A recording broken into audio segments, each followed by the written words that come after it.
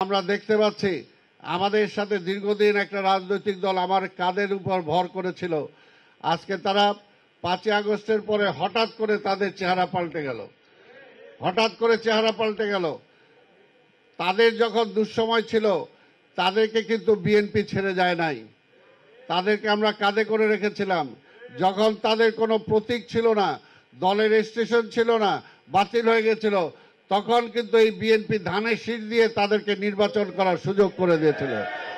আর আজকে মনে হচ্ছে যে তারাই বিএনপির প্রতিদ্বন্দ্বী হিসাবে দাঁড়িয়ে গেছে, কিন্তু জনগণের মাঝে প্রতিদ্বন্দ্বী হিসাবে এখনো আসতে পারে নাই। মূলত তারা আজকে এই ভূমিকাটা পালন করে দেশে আরেকটা অস্থিরতা আনার জন্য চেষ্টা করছে।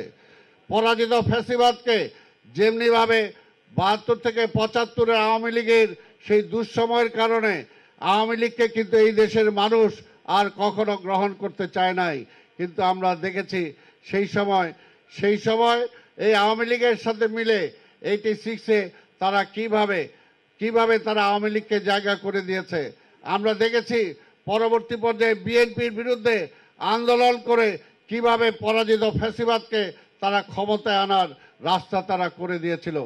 আজকেও প্রশ্ন করতে চাই তাদের কাছে যে আজকে যখন পরাজিত ফ্যাসিবাদের বিরুদ্ধে সম্পূর্ণ জাতি আজকে ঐক্যবদ্ধ, সব রাজনৈতিক দলগুলো ঐক্যবদ্ধ, তাহলে কেন আপনারা আজকে বিএনপির বিরোধিতা না, আজকে বলা চলে বাংলাদেশের বিরোধিতা আপনারা করছেন, গণতন্ত্রের বিরোধিতা করছেন।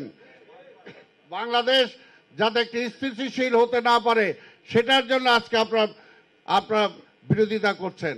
কারণ জনগণের মধ্যে এখনো শঙ্কা, ভাই নির্বাচন কি হবে। এটা কেন এই শঙ্কাটা? আপনাদের আন্দোলনের হুমকির কারণে, আপনাদের ধমকির কারণে। আজকে তারা গণভোটের কথা বলেছে। আমরা বলেছি যতই গণভোট করেন, যাই করেন, পরবর্তী নির্বাচিত পার্লামেন্ট ছাড়া কোনো আইন আপনি পাশ করতে পারবেন না।